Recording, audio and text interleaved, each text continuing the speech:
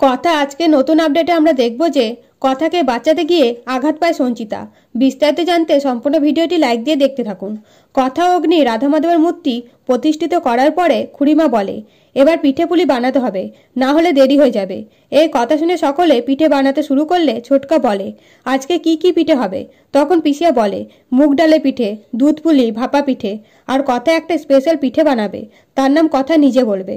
তখন কথা বলে সেওয়াইয়ের পিঠে, যেটা দেখতে হবে চাউমিনের মতো, আর সেই পিঠের ওপর গুড় ছড়িয়ে খাবে।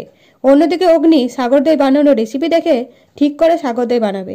তখন পিসিয়া বলে জানিস অগ্নি, তোর মায়ের হাতের সাগর দই ছাড়া এবারে পিঠে পুলির পুজো সম্পূর্ণ হতো না। তোর মা যাওয়ার পরে আমি চেষ্টা করেছিলাম, কিন্তু হয়নি। এবার তোর হাতে সাগর দই দিয়ে পুজো সম্পূর্ণ হবে।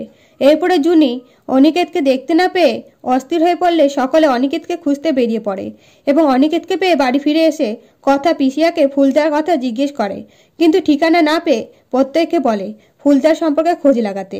এইসব দৃশ্য দেখে চিত্রা বলে কথা কি করতে চাইছে কিছুই বুঝে উঠতে পারছি না।